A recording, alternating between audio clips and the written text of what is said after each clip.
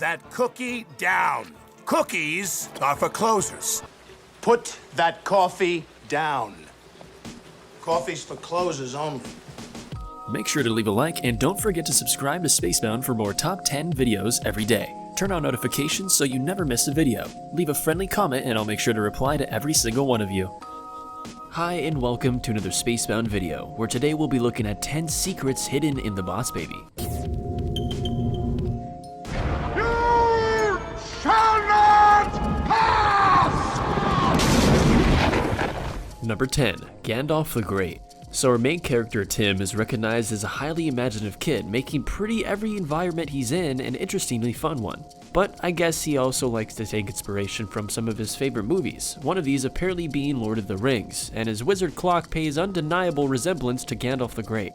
The writers also included some similar dialogue from Gandalf in The Fellowship of the Ring, famously his You shall not pass!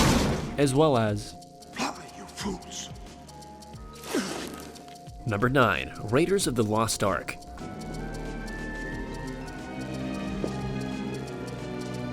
We can see the resemblance when the spoof scene of Indiana replacing the golden idol as Tim the Boss Baby replaced the new puppy file.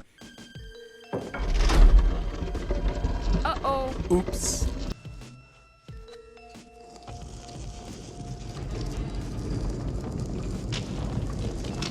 And yes, it did also include a trap, but in this case it was Number 8. A Mousetrap. They used a reference to the popular 1963 board game Mousetrap to simulate the chase scene between Indiana Jones and a large boulder. In this case, however, rather than risking being crushed, they're instead caged by the contraption, much like the game, because they're so mesmerized. Those not familiar with the concept of foreshadowing, it's typically a way of loosely describing a future event either by a warning or indication. And personally, the Boss Baby used this concept in the most creative way I've ever seen to date.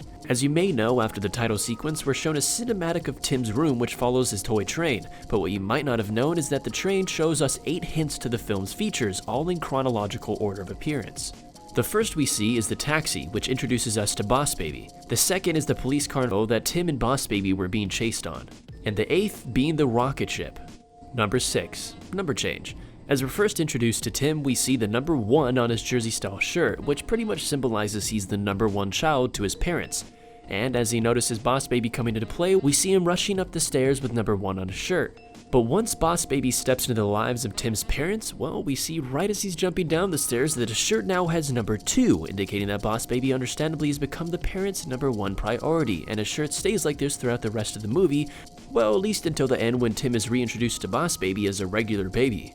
Number 5. Sunrise. Cute little reference to the intro of the 1997 television series The Teletubbies. That show was, pretty weird, by the way. Number 4. Telephone. They do everything for me. It's hilarious. But I think the kid might be onto me. It's funny that DreamWorks Animation would pay reference to a Pixar movie, but it's nice that they include that. Notice anyone from the Toy Story 3 movie? Well, if you didn't, it's the chatter telephone that helped Woody, Buzz, and their friends escape the daycare, but in this movie he uses it as Boss Baby's ways of communicating with other babies similar to him. Maybe that's how he moved himself because we weren't looking at him. Actually, that makes a lot of sense. Number 3. The $6 million jump.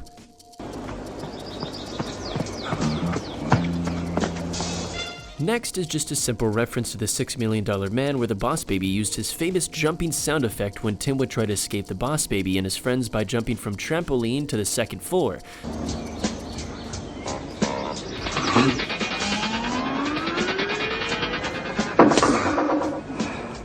Pretty impressive. I'm honestly not gonna lie about that. Number 2. Put that cookie down.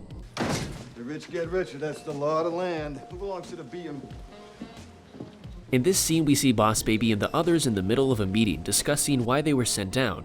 During the meeting, there were cookies scattered on the table which Jimbo would try to grab and eat, but this would trigger Boss Baby to say, "Put that cookie down, cookies are for closers." That cookie down. Cookies are for closers.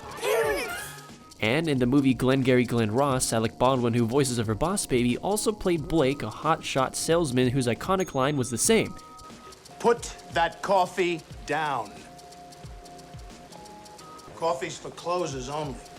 Number 1. The banana splits.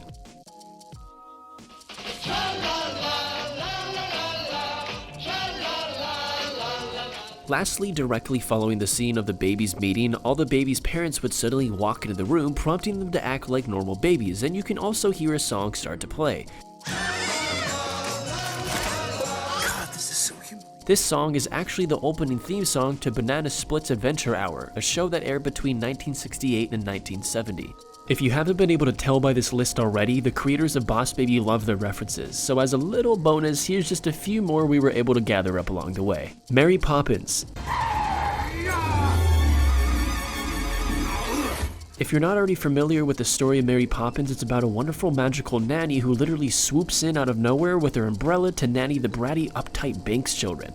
And how the creators of Boss Baby managed to pay little homage to her was using Eugene as somewhat of a disturbing representation, to be quite honest with you.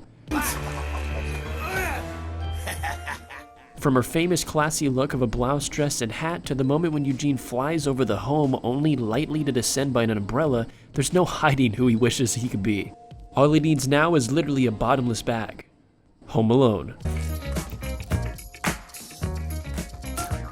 The creators of Boss Baby must have also been pretty big fans of the Home Alone franchise, and when Tim and Boss Baby were preparing to go to PuppyCo, well, they just had to take the opportunity. Don't know what I'm talking about, which you probably don't. In the first Home Alone movie, Kevin practically became the man of the house overnight, so I guess he felt needed to act the part.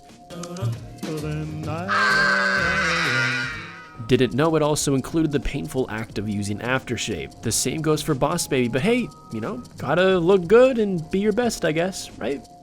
Right.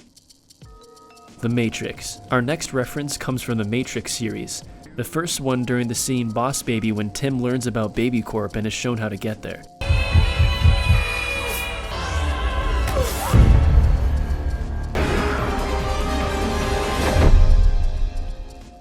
First, he's shown a pacifier, which is a reference to the pill scene in the first Matrix between Morpheus and Neo, where he gets to choose between a blue pill, staying in the Matrix, or red, going back to the real world. This is your last chance.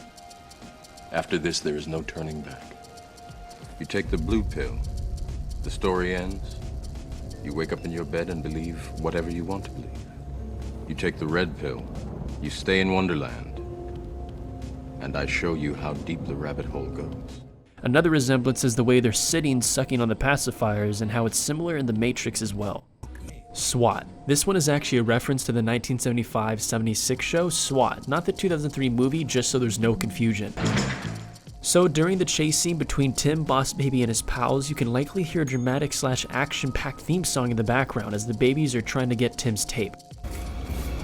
Well, it's actually the opening theme song to the show during its 2-year run, and honestly, it's probably the most memorable part of the show considering its countless number of uses in other TV movies and shows. It's just a classic, to be honest. And with that being said, that concludes 10 secrets hidden in the Boss Baby. If you've enjoyed this video, make sure to leave a like, comment, and subscribe for better content to come in the future.